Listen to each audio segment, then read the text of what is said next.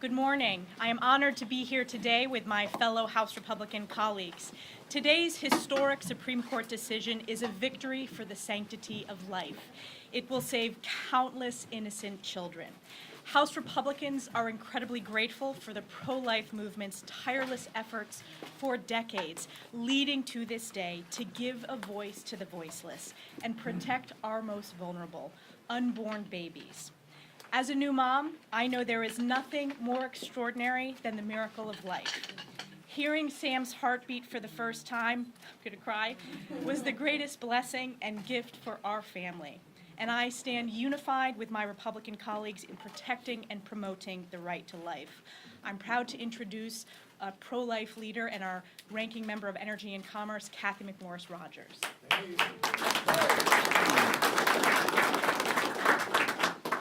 First of all, I thank God for this day.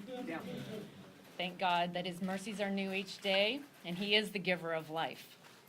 And I ask for the next 50 years and beyond in our country, how are we going to define the greatest human rights issue of our generation? This Supreme Court decision marks a chance for us to restore hope and healing to every family in this country, moms and children at every stage of life. And may it begin with each one of us doing our part to protect and celebrate all life in this greatest experiment in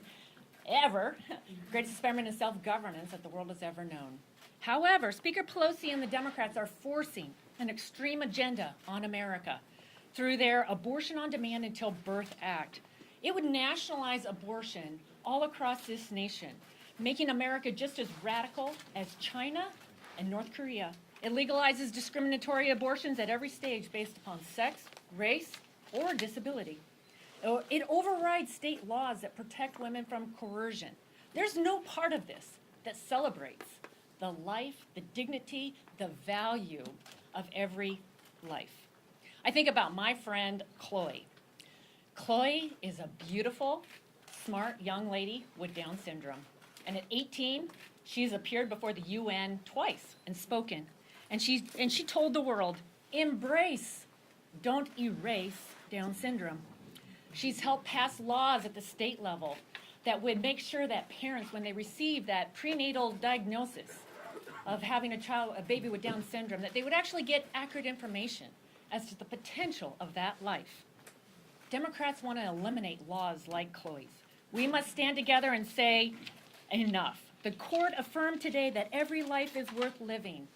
My hope, my prayer is that America will reclaim our identity as a nation whose God-given rights are life, liberty, and the pursuit of happiness for all.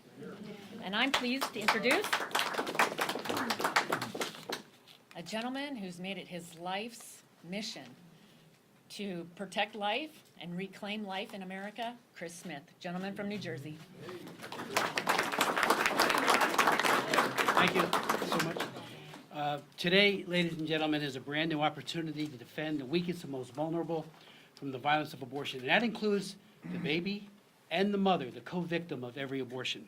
For decades, right up to this very moment, abortion advocates have gone to extraordinary lengths to ignore, trivialize, and cover up the battered baby victim. They've aggressively fostered a culture of denial, disrespect, a culture of death, and a bias against babies. You know, back in 1973, the Supreme Court, in an infamous decision called Roe versus Wade, which you all know about, said we need not resolve the difficult question of when human life begins. They sidestepped it and then legalized abortion throughout pregnancy. Justice Byron White at the time called that an exercise in raw judicial power. The Alito majority opinion issued today, just a couple of hours ago, at long last recognizes the need for elected representatives at the local and federal level to take the action about abortion. Hopefully it'll be on the side of protection, but as Kathy McMorris-Rogers said a moment ago, there is a bill pending right now that is an existential threat to the lives and dignity of unborn children. It would allow abortion right till birth and would eviscerate every single modest pro-life policy from women's right to know laws to parental notification statutes throughout the entire country. It passed the House last September.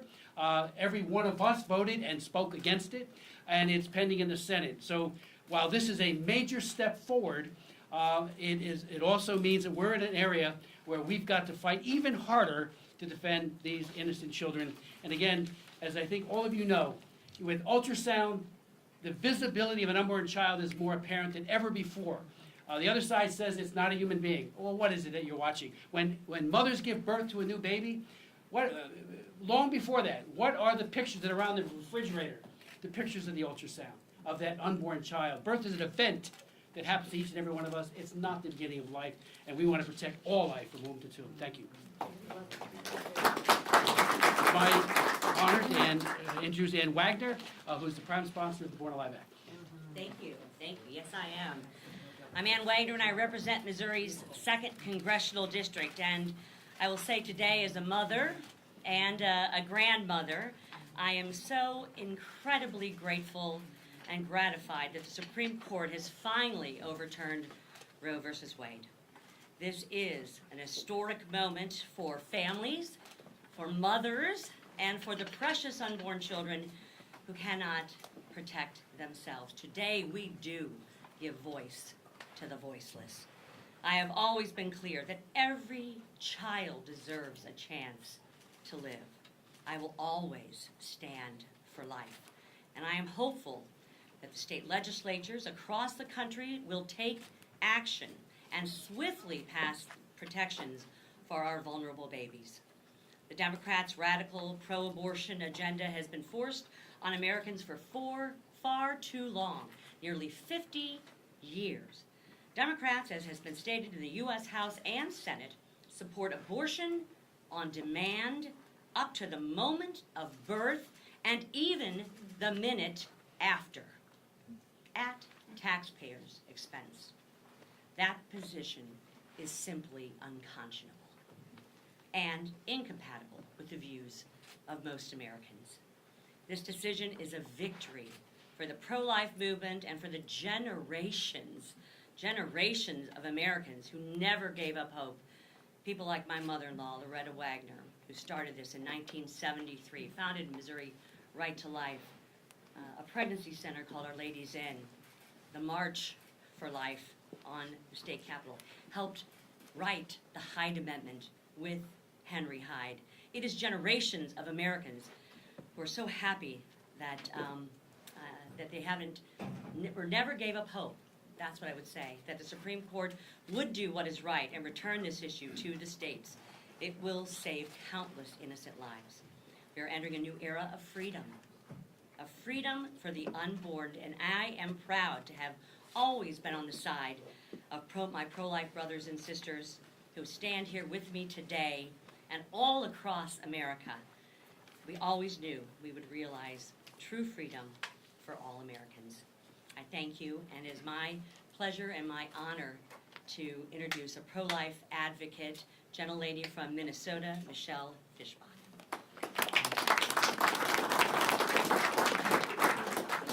And thank you very much. This is certainly a day that pro-lifers have been waiting for 49 years. Today's Supreme Court decision was a step to protect the most precious and basic right, the right to life. Roe versus Wade was unconstitutional. The pro-life community has always known this. Every innocent life is precious, from conception until natural death. But for nearly 5 decades, abortion has remained one of the biggest tragedies of our nation. Roe put judges in charge of abortion policy, imposing laws legislated by unelected judges that left Americans with no voice. Now, the American people will be able to decide the issue of abortion through their elected officials. This is what democracy looks like. Elected leaders accountable to the people they represent, that propose and pass laws that people support. The Constitution gives the people this job, and the people are ready to protect life. Thank you very much, and it is my honor to introduce Representative Julia Alletla.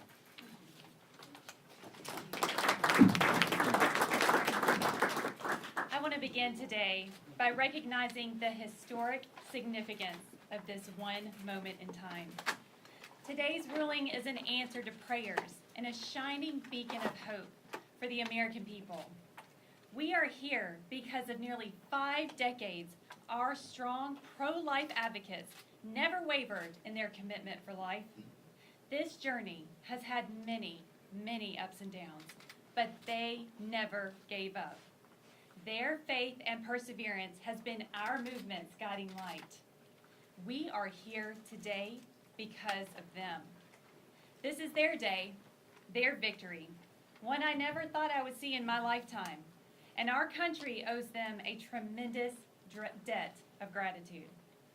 When we talk about what we have fought for, it is this simple truth: every soul is precious and deserves life.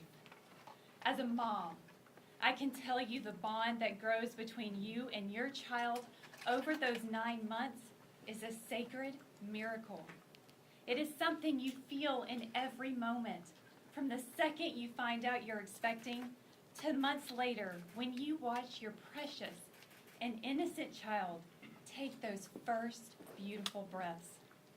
While today is a monumental win for the unborn, I would like to note that being pro-life is about more than saving a child's life. It's a commitment to supporting our mothers.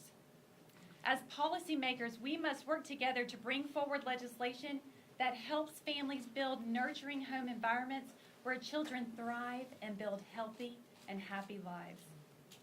In today's ruling, the Supreme Court made the right decision by moving this debate to where it belongs, in the hands of the people's representatives. And while we know that much work lies ahead, let us take this moment and honor this history that we are witnessing in our own moment in time. Years from now, we will tell our children and grandchildren about the day when the United States finally and firmly stood for life. Thank you, and I yield to my new member, Representative Myra Flores from Texas. Hallelujah. I woke up this morning praying for this, and I never thought that it would happen. This was a big win, not only for South Texas, because we are pro-life, somos pro vida, but it's also a big win for our country. If we want to see real change in bringing crime down, we need to raise a generation to respect life in the womb. Esta victoria es para nuestra comunidad hispana. Y si tanto orgullo tenemos de nuestra gente, debemos de defender la vida. Si tanto orgullo tenemos de nuestra cultura, de nuestros valores, de nuestras raíces, debemos de defender nuestra gente. Porque la vida no tiene precio. Thank you so much. And now, Whip Steve Scalise, que siempre ha defendido la vida también. Es un orgullo para mí presentarlo, porque necesitamos más personas como él, que entiende el valor no solamente de nuestra comunidad aquí en este país, pero que defiende la vida de nuestra comunidad hispana, que para mí es muy valiosa. Siempre tendré orgullo de donde soy, de quién soy, de mi familia. Gracias, Steve Scalise, por siempre defender la vida de nuestra comunidad. Thank you for always defending the life of the unborn.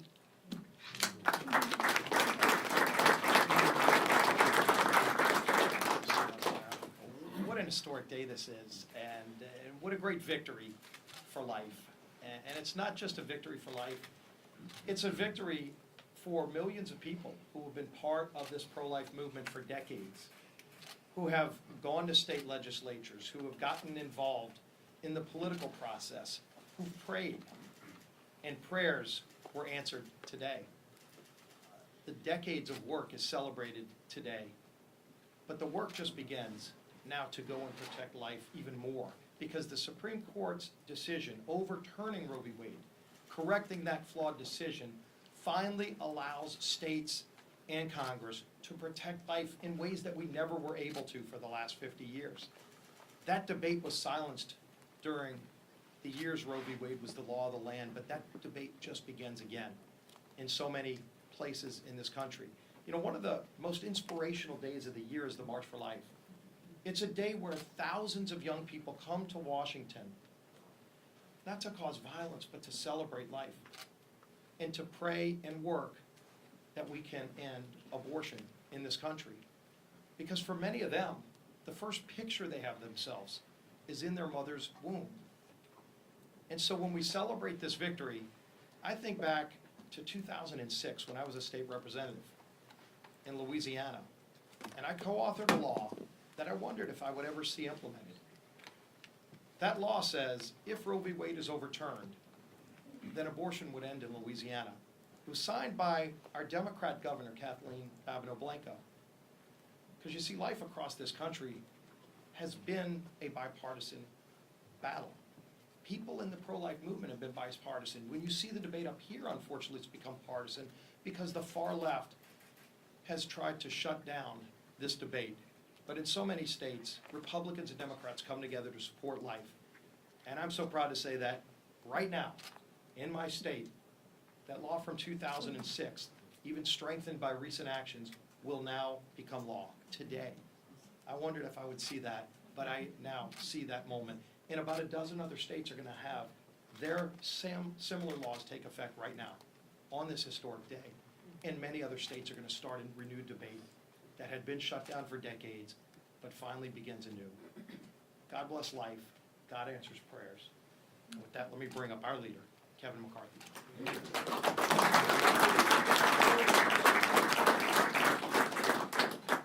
Only a few of us are speaking today, but I hope you acknowledge everyone who's standing behind us. I hope you acknowledge everybody who's sitting at home, saying the exact same words that we are. You know, today's Supreme Court decision in Dobbs is the most important pro-life ruling in American history. By a vote of 6-3, the court affirmed that the power to protect unborn life is returned to the people and their elected representatives. The people have won a victory. The right to life has been vindicated. The voiceless will finally have a voice. This great nation can now live up to its core principle that all are created equal, not born equal, created equal. Americans celebrate this historic victory because we know it will save the lives of millions of children and it will give families hope. But as encouraging as today's decision is, our work is far from done. Americans remain one of only 7 countries on earth that allow elective abortions in the 3rd trimester. Of those 7 countries that America is one of them, there's 2 others, China and North Korea. That is radical. The House Democrats continue to support it against the wishes of the American people. This Congress, every House Democrat has voted for extreme policies, like taxpayer-funded abortion on demand until the point of birth. But Democrats' radical agenda does not have America's support. To the contrary, America rejects it because they remain committed to our values and our principles. The Supreme Court was not bullied by the far-left mob. Threats of violence against the justices did not win. And the truth is, pro-life Americans are not planning a night of rage. The reaction to this principled decision by the court, it must be peaceful. And the DOJ must step up to protect our justices, their families, churches, and pro-life pregnancy centers from unprovoked violence. To the DOJ, do not be silent. Do not stand back and uphold the rule of law. We live in a country that is based on the dignity of all human life. With that, we'll take some questions. Yes, ma'am. Leader McCarthy, Justice Thomas, as part of this ruling, has said that he wants to revisit things like the Supreme Court's decision on gay marriage and contraception. What do you all say to that? The Supreme Court is a different branch of government. They can look at whatever comes before them. I just know what we're doing, what we have today, is that life matters. Would you That all for support, so many years, life has stood up. but would you all support Yes, those ma'am. decisions being revisited? The Supreme and- Court is a separate branch of government. They take their positions, yes. If you were Speaker and House Republicans win the majority, what are some of the abortion bills that you would put on the floor? Well, first and foremost, I believe in saving every life possible. Look at what we have done. Hyde Amendment, but more importantly, look at what the Democrats have done. For decades, that was a bipartisan position. Why did this new radical agenda, when the Democrats took the House, the Senate, and the White House, even the President Biden, who had supported that, removed that? Look at Ann Wagner's. And when you look at what we can do, we will continue to look wherever we can go to save as many lives as So you would put possible. Ann Wagner's Yes. bill on the floor? Peter, you touched on this a little bit, but current laws are still in place right now where the Attorney General is just not doing anything about it and playing politics. What would you want to tell him specifically? I would tell him, in less than 140 days, things are going to change here. And he will have now a Congress that will call him up. He will now have the ability of a Congress to have oversight. He will now have a Congress that will hold him accountable. Thank you all, and most importantly, to America. I continue to pray, one, for the safety of everyone, but more importantly, we now have a voice for all life. Thank you, and God bless.